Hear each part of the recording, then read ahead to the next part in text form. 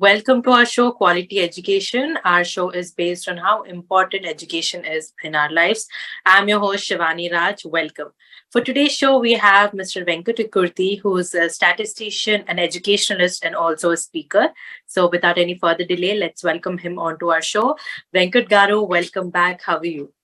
I'm doing well. Thank you so much for asking. So, Venkat Garu, today we are talking a very different topic. It was such a great idea from your side that you wanted to talk about it. So now India is one of the, in fact, if I'm not wrong, the most populated country in the world.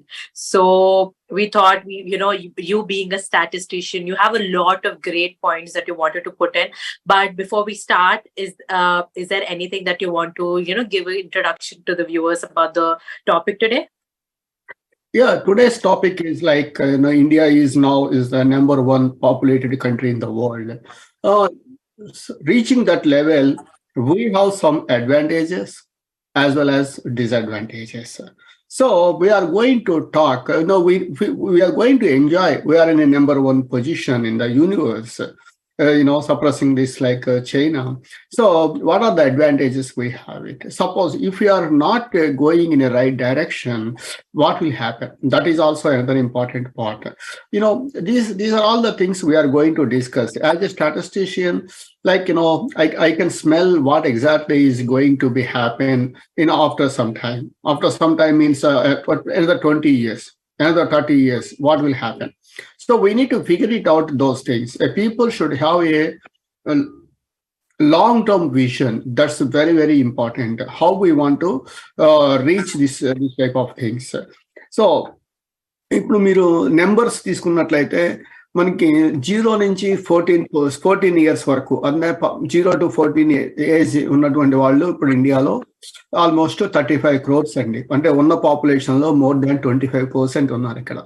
0 to 14 అన్నప్పుడు తీసేసామనుకోండి, first 5 years తీసేసిన 5 to 14 వాళ్ళు education లో start చేస్తారు. Next more important age 15 to 24. 15 to 24 అంటే intermediate 10th class అయిపోయి intermediate నుంచి ఒక BTech, ఒక ప్రొఫెషనల్ గ్రాడ్యుయేట్స్ వరకు ఉన్నటువంటి వాళ్ళు ఒక్క ఇండియాలో 25 కోట్ల మంది ఉన్నారు. అంటే 18% of the population belongs to that category. our show is exclusively for quality education. So కాబట్టి ఈ 15 to 24 ఏజ్ గ్రూప్ ఉన్నటువంటి వాళ్ళకి మనం క్వాలిటీ ఎడ్యుకేషన్ ఇవ్వాలి. First of all that's very important. Suppose next level is next 25 to 34 తీసుకున్నారు అనుకోండి, that is 24 crores ఉన్నారు. 24 crores అంటే 17%. మీరు 0 దగ్గర నుంచి 34 years వరకు మనం తీసుకున్నట్లయితే దాదాపుగా 80 కోట్ల మంది పాపులేషన్ ఉన్నారు. అంటే more than 60%, more than 55% of the population up to 34 years of age. అంటే 34 years కి వాళ్ళకి అయిపోయిందంటే వాళ్ళు ఆల్రెడీ జాబ్ చేస్తూ ఉంటారు. సపోజ్ 35 to 44 తీసుకుంటే 20 కోట్ల మంది ఉన్నారు, దాదాపు 14%. And 45 to 54 15 crores. ఇకపోతే 55 నుంచి 65 అబౌవ్ ఉన్నటువంటి వాళ్ళు మొత్తం కలిపి ఒక 16% ఉంటారు. అంటే 55 years లోపల ఉన్నటువంటి వాళ్ళు almost close to 84% of the population మనకి ఉన్నారు. ఇంత పాపులేషన్ అంటే ఇంత యూత్ ఉన్నటువంటి పాపులేషన్ ఉన్న కంట్రీ ప్రపంచంలో ఎక్కడా లేదు. సో ఈ కేసెస్ లో మనకి ఏమైపోతుంది అంటే 74% of the population is less than 44 years of age. 44 years of age లోపల 74% మీరు తీసుకున్నట్లయితే ఒక ఇటలీ తీసుకోండి, లేకపోతే అమెరికా తీసుకోండి, యూరోపియన్ కంట్రీస్ తీసుకోండి, you won't see the numbers will change. Your aged population is more compared to youth. India has a tremendous advantage. What we need to do in this situation? In this situation, we need to provide you quality education. ఇలా rate of growth population పెరుగుతూ ఉన్నదనుకోండి, ఎప్పటిదాకా పెరుగుతుంది population, ఎప్పుడు stagnate అవుతుంది, ఎప్పుడు తగ్గే అవకాశం ఉంటుంది అనేది ఫిగర్ అవుట్ చేయాలి. ఒకప్పుడు చైనా పాపులేషన్ పెరిగిపోతుంది అని చెప్పేసి వాళ్ళు ఏం చేశారు, ఓకే 1 kid అని, తర్వాత 0 అని చెప్పి పెట్టారు. Now they are having the problems. మన కంట్రీ ఆ ప్రాబ్లమ్స్ ఫేస్ చేయకుండా ఉండాలి అంటే మనం ఏం చేయాలి? ఇవి మనం మేజర్ గా మనం మాట్లాడుకోవాల్సినటువంటి విషయాలు ఈ టాపిక్ ఈ షోలో. Yes. Venkat Garu, firstly, let's talk a little about the studies, because our show is completely based on quality education.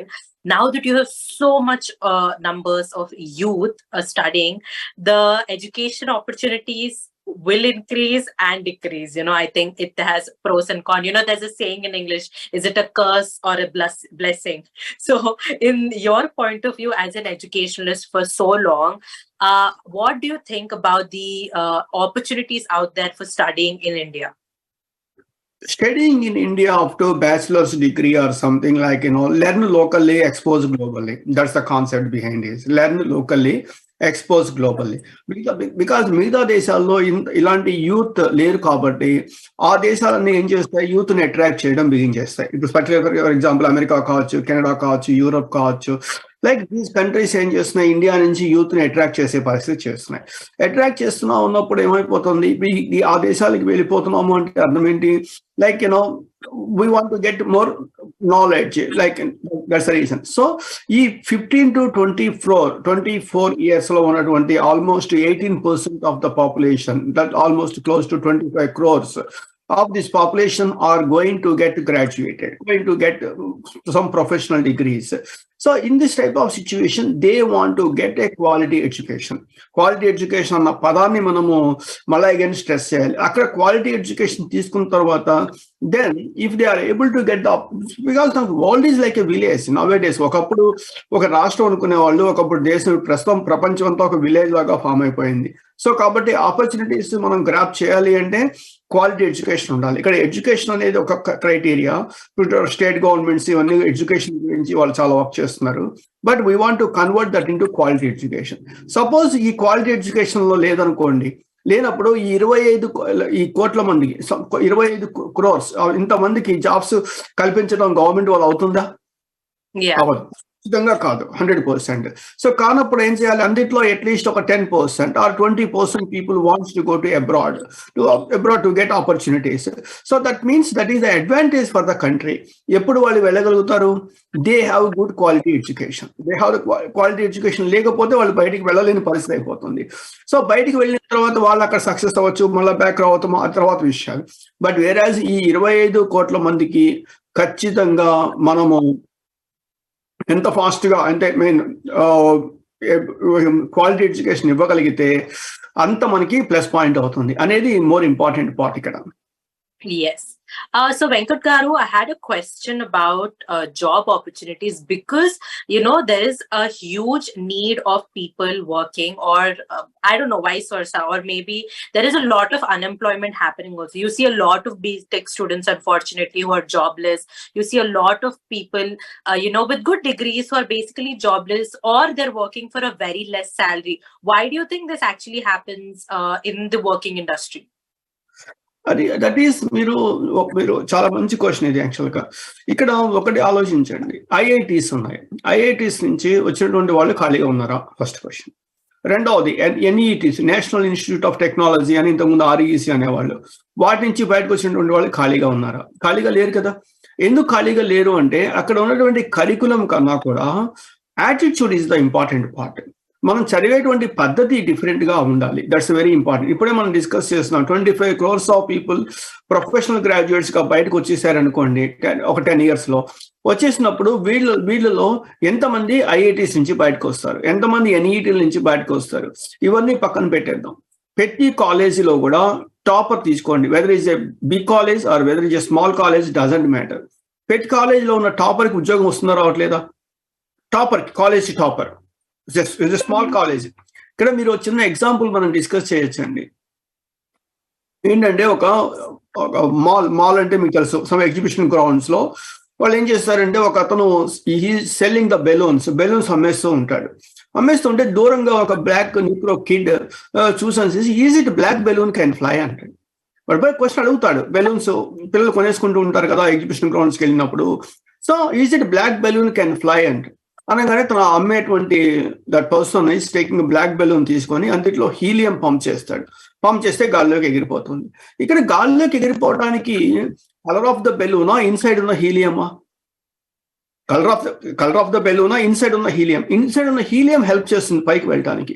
ఇక్కడ కూడా అంతే. మనకేంటి, ఈ స్టూడెంట్స్ కి ఒక బర్నింగ్ డిజైర్ ఉండాలి, దాన్ని తపన అని చెప్తాం అనమాట. మనం గ్రో అవ్వాలి అనేటువంటి తపన ఉండాలి. ఆ తపన ఉన్నప్పుడు ఆటోమేటిక్ గా గ్రో అవుతారు. అలాంటి బర్నింగ్ డిజైర్ ని, అలాంటి కాన్సెప్ట్ ని కాలేజీలు పట్టగలగాలి. బట్ ఇప్పుడు ఇన్ని కోట్ల మంది స్టూడెంట్స్ గ్రాడ్యుయేట్ అవుతూ ఉన్నప్పుడు ఇన్ని కోట్ల మంది బర్నింగ్ డిజైర్ ఉండాలి. I want to get into a corporate, I want to get a successful career, something like that. అలాంటి ఒక భావన ఉన్నప్పుడు దానికి తగ్గట్టుగా కరికులం డిజైన్ చేస్తూ professors are going to help them. Definite గా మీరు అన్నటువంటి అన్ఎంప్లాయ్మెంట్ ప్రాబ్లం అనేటువంటిది ఉండదు. అంటే అన్ఎంప్లాయ్మెంట్ ప్రాబ్లం అంటే నా ఉద్దేశం మనిషికి ఉద్యోగం రావాలి, అది ఎక్కడ రావాలి, అమెరికాలో కావచ్చు, ఇండియా కావచ్చు, ఎక్కడైనా కావచ్చు, కానీ అన్ఎంప్లాయ్డ్ గా ఉండకుండా ఉండాలి. అన్ఎంప్లాయ్ ఉండకుండా ఉండాలి అంటే that person have a strong motivation towards success. ఇలాంటి భావాన్ని డెవలప్ చేయగలగాలి. ఇంత చిన్న ఒక 100 మందికి డెవలప్ చేయడం ఈజీ, 200 మందికి డెవలప్ చేయడం ఈజీ, కానీ బట్ క్రోర్స్ ఆఫ్ పీపుల్ కి డెవలప్ చేయడం అంత ఈజీ కాదు. ఇది గవర్నమెంట్స్ అనేవి కొంచెం కాన్సన్ట్రేట్ చేయాలి. ఒకవేళ చేయలేదు అనుకోండి, వాళ్ళంతా ఏమైపోతారు, అన్ఎంప్లాయ్గా మారిపోతారు. అన్ఎంప్లాయ్గా మారినప్పుడు ఏమైపోతుంది, that is the burden to the society, budget to the government. ఎందుకంటే అన్ఎంప్లాయ్మెంట్ బెనిఫిట్స్ ఇవ్వడము అవి రకరకాలు ఉంటాయి కాబట్టి, బెనిఫిట్ ఉంటాయి కాబట్టి ఏంటంటే ఈ గవర్నమెంట్స్ ఈ రోజు నుంచి ఏదో ఫస్ట్ ప్లేస్కి వచ్చేసాము, India is like a largest country, populated country అనే కన్నా కూడా లార్జెస్ట్ స్కిల్డ్ పర్సన్ అనే భావన రాగలిగామనుకోండి, that is much more advantage అవుతుంది. Yes. So Venkat Garu, when I was researching more about this specific topic, I researched a little bit about Japan and South Korea, how first of all, they're one of the most developed countries in the world.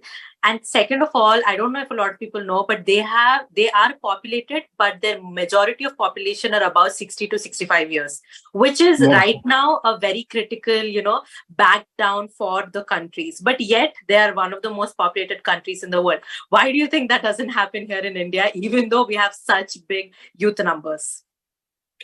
ఇక్కడ కొన్ని నిజాలు మాట్లాడుకుందాం. Average life span for a Japanese, how much it is?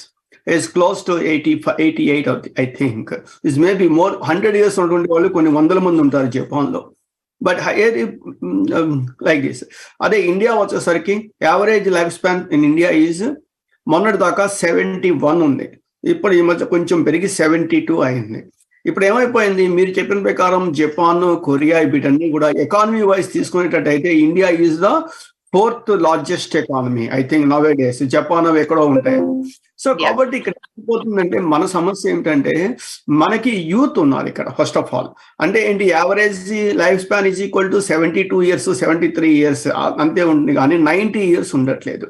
ఈ countries లో, ఈ developed countries, ఇప్పుడు Italy తీసుకోండి, లేకపోతే గ్రేట్ బ్రిటన్ తీసుకోవచ్చు, లేకపోతే జపాన్ తీసుకోవచ్చు, ఈవెన్ యుఎస్ తీసుకున్నా సరే their life span is almost close more than 85 years. 85 years అవటం వల్ల ఏమైపోయింది, youth older people are living. That is the burden to the government. They are not working. First of all, they are not working because they are in retirement, and every month government is going to pay the benefits. These are all the things. India లాంటి country ఏమైపోయింది, like ఇప్పుడు life span పెరుగుతోంది, కొంచెం పెరుగుతోంది, కానీ but వేరే ఇప్పుడు మీరు చెప్పిన ప్రకారం 65 ఇయర్స్ కన్నా ఎక్కువటువంటి వాళ్ళు ఇండియాలో ఎంతమందో తెలుసా అండి? 10 కోట్ల మంది. 10 just 10 crores is just only 7%.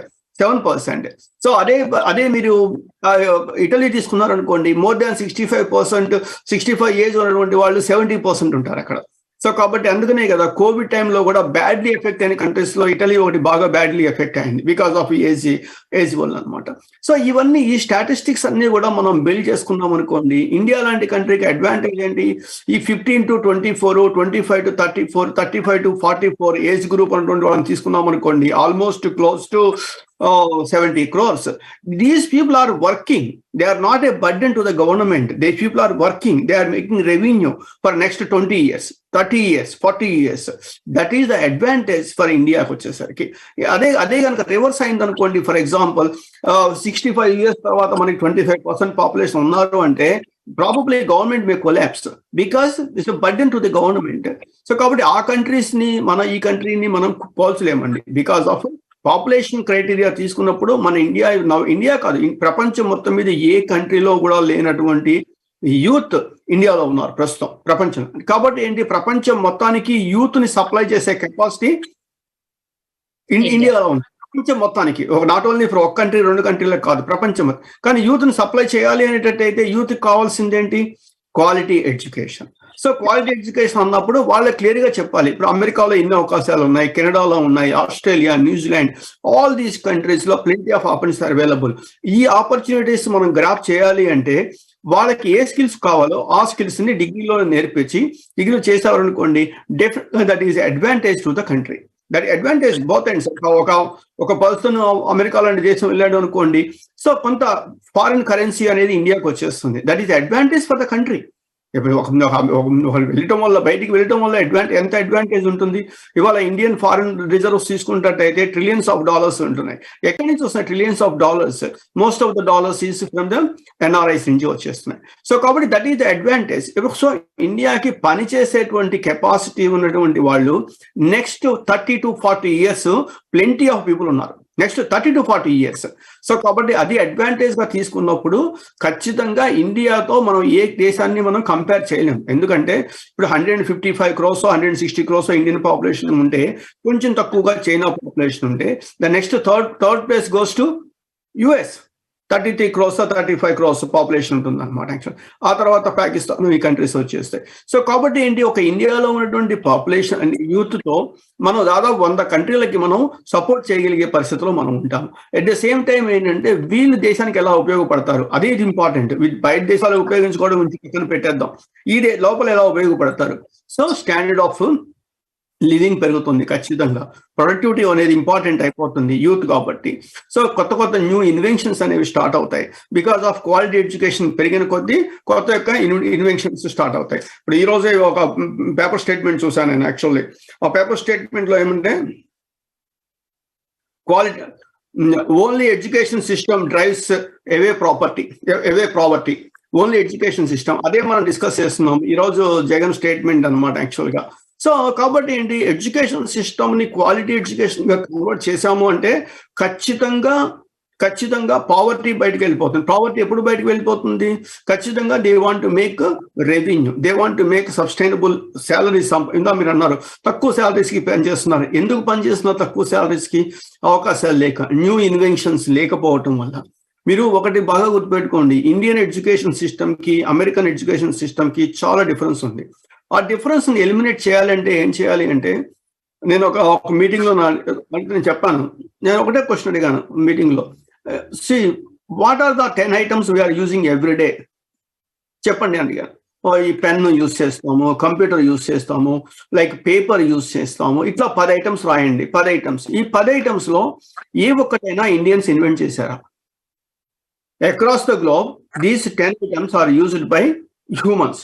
మందులు కావచ్చు, లేకపోతే ఇంకోమైనా కావచ్చు, ఏమైనా ఇన్వెంట్ చేశారా? How you can say that our education system is great? Problem ఎక్కడ వస్తుంది అంటే, థియరీకి ప్రాక్టికల్కి ఉన్న డిఫరెన్స్ ఉంది. But Indian education is totally depending upon theory based, not in practical based. So American education లో ప్రాక్టికాలిటీ కనపడుతుంది. సో కాబట్టి మనం ఏం చేయాలి, మన education system, Indian education system లో కూడా ప్రాక్టికల్ ఓరియంటేషన్ పట్టగలగాలి. ప్రాక్టికల్ ఓరియంటేషన్ లో పట్టుకొచ్చినప్పుడు ఆటోమేటిక్ గా ఏమైపోతుంది, అడ్వాంటేజ్ అవుతుంది. So they can bring new idea, they can bring with new concepts, new therapies, new medicines, everything వచ్చేస్తాయి. లేకపోతే ఏమైపోతుంది, వీఆర్ డిపెండెంట్ అయిపోతున్నాం. ఆ డిపెండెన్సీ పోవాలంటే ఇప్పుడు this is the best opportunity. ఇన్ని కోట్ల మంది యూత్ ఉన్నప్పుడు వాళ్ళకి కొంచెం లిబర్టీ, ఫ్రీ టైం ఇచ్చేసి ఎడ్యుకేషన్ సిస్టమ్ ని కొంచెం మార్చి ప్రాక్టికల్ ఓరియంటేషన్ గా పట్టగలిగామనుకోండి, పట్టగలిగితే దట్ ఈస్ ద బెటర్. ఒకవేళ రాలేకపోయామనుకోండి, అక్కడ ప్రాబ్లం ఏమిటి? ఆ ప్రాబ్లమ్స్ మనం డిస్కస్ చేస్తే మనం కనీసం ఇంకా నిద్రపోవడానికి కూడా మనకి అంత భయం వేస్తుంది. ఎందుకంటే ఇన్ని లక్షల కోట్ల మంది తెలియగల వాళ్ళు, చదువుకున్నటువంటి వాళ్ళు, ఉన్నటువంటి వాళ్ళు వీళ్ళు బయటకు వచ్చేసారు, ఉద్యోగాలు దొరకలేదు, బయటకు వెళ్ళే అవకాశం లేదు. లేనప్పుడు వీళ్ళంతా ఏం చేస్తారు? Unsatisfaction is the root of revolution. వీళ్ళందరూ అన్సాటిస్ఫై అయిపోతారు. అన్సాటిస్ఫై అయిన వాళ్ళ నుంచి ఏమవుతుంది, అదే concept, unsatisfaction is the root of revolution. So వాళ్ళ మధ్య అన్సాటిస్ఫాక్షన్ లేకుండా చేయాలి. కాబట్టి ఇన్ని కోట్ల మందికి అవకాశాలు కనపడాలి. అవకాశాలు ఎక్కడ కనపడాలి?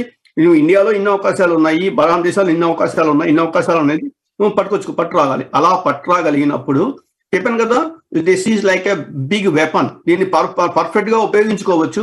సరిగా ఉపయోగించుకోగలిగితే India is become like a number 1 country in another 20 years. 20 years లో ఎకానమీ వైజ్ తీసుకుంటే India is become like a number 1 అవుతుంది. చూడండి, 20 years, ఒక నెక్స్ట్ ఇయర్ అవుతుందని మనం చెప్పుకోలేము.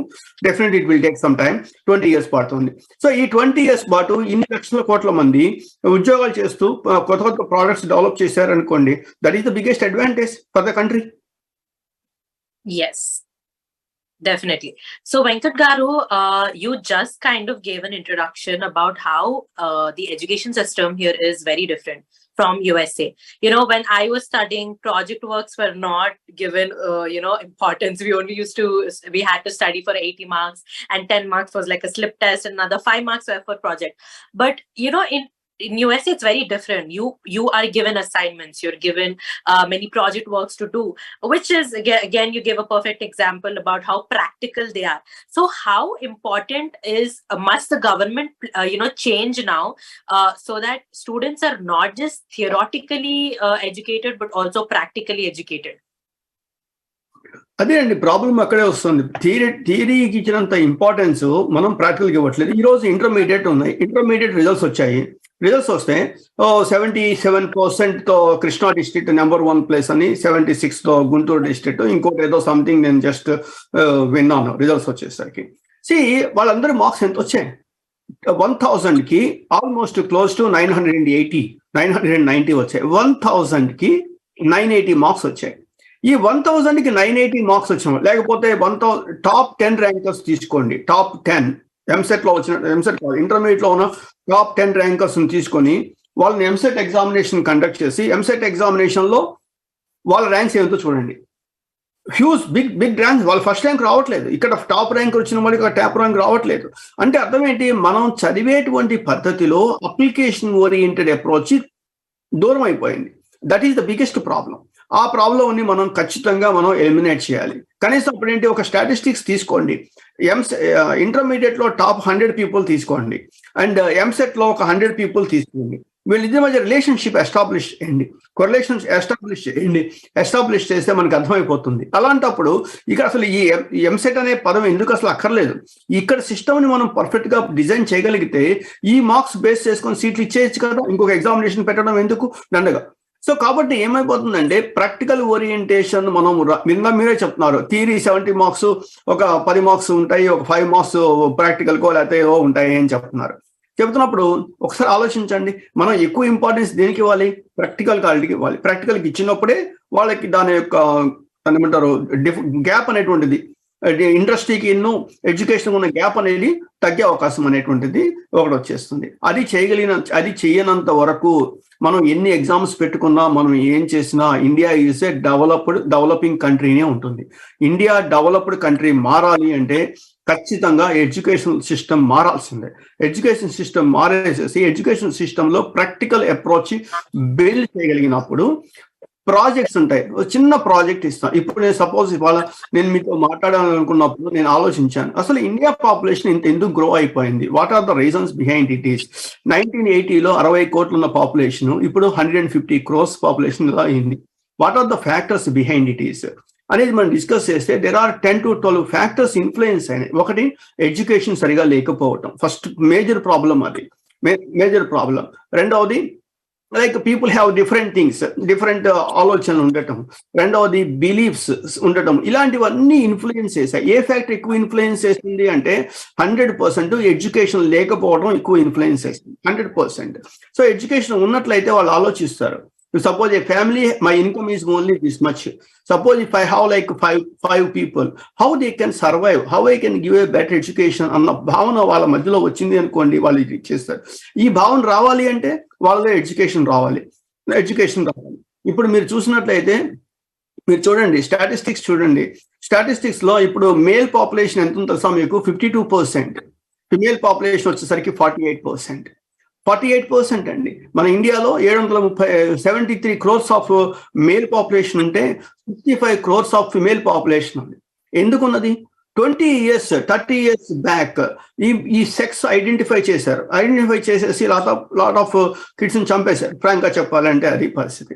అప్పుడు వాళ్ళకి అర్థం కాలేదు, అరే 20 సంవత్సరాల తర్వాత ఇది ప్రాబ్లం అయిపోతుంది, మేల్ ఫిమేల్ రేషియో తగ్గిపోతుంది. ఈ రోజు 100 మేల్ కి 90 ఫిమేల్సే ఉన్నారు స్టాటిస్టిక్స్ చూసినట్లయితే. అంటే 10 మందికి పెళ్లి కావట్లేదు. ఫస్ట్ ప్రాబ్లమ్ ఇస్ గవర్నమెంట్ ఈ విధంగా ఆలోచించాలి. అరే ఇవాళ ఒక నిర్ణయం తీసుకున్నప్పుడు ఈ నిర్ణయం యొక్క ఇంపాక్ట్ అట్లీస్ట్ ఒక 20 years తర్వాత 30 years తర్వాత ఇంపాక్ట్ బయటపడుతుంది. ఇందాకనే చెప్పాను, ఇన్ని కోట్ల మంది పాపులేషన్ మనం సరిగా తీసుకోగలిగితే India is going to become like a number 1 in the country, world number 1 economy అవడానికి అట్లీస్ట్ ఇంకా 30 years పడుతుంది, 25 to 30 years పడుతుంది స్టాటిస్టిక్స్ మనం తీసుకున్నప్పటికీ కూడా.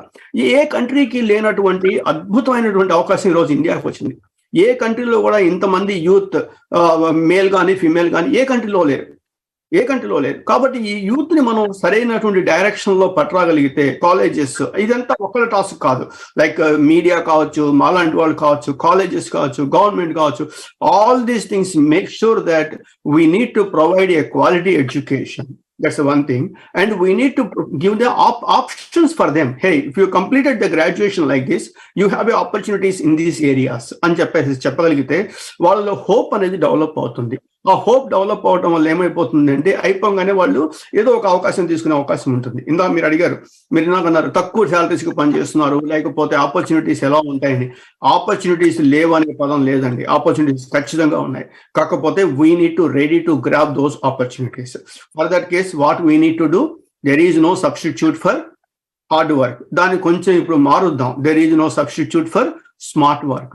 స్మార్ట్ గా వర్క్ చేసి మంచి డిగ్రీ పర్సంటేజ్ తెచ్చేసుకొని ఏదైతే డిమాండ్ ఉంటుందో ఆ డిమాండ్ ఉన్న ఏరియాస్ లో మనం పనిచేయగలిగితే definitely we are going to become like a number 1 country in the world because of this population. Yes.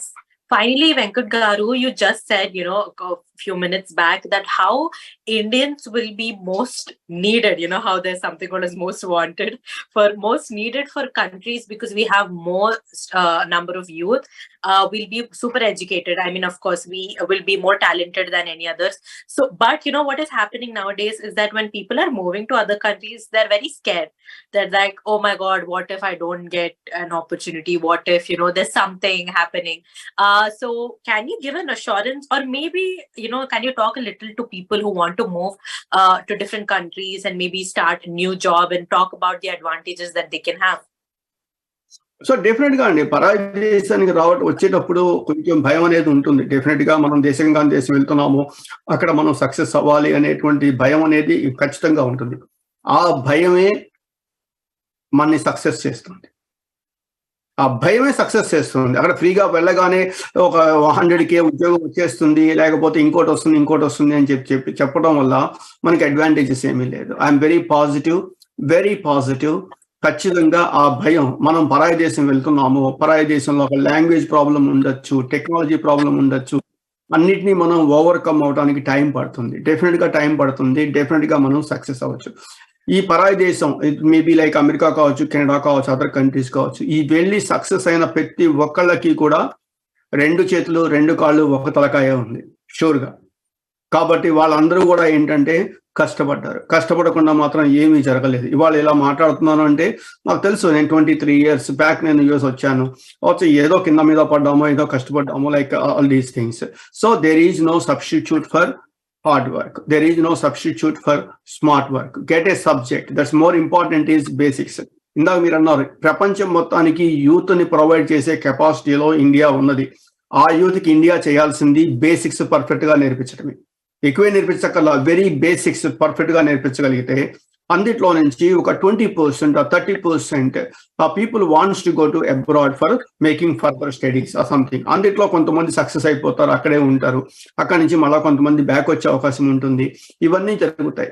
ఇవాళ ఏ కాలేజీ, పెద్ద కాలేజీలు అనేది పక్కన పెట్టేసేయండి. ఇందా మీకు చెప్పిన ఎగ్జాంపుల్, వాళ్ళకి కావాల్సింది బర్నింగ్ డిజైర్, ఒక తపన. బర్నింగ్ డిజైర్ అనేటువంటిది more important part to make a success.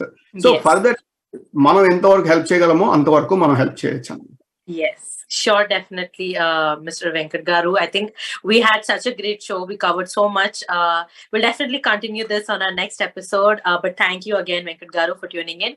Thank you to the viewers for tuning in. You're watching Sakshi TV with me, Shivani Raj.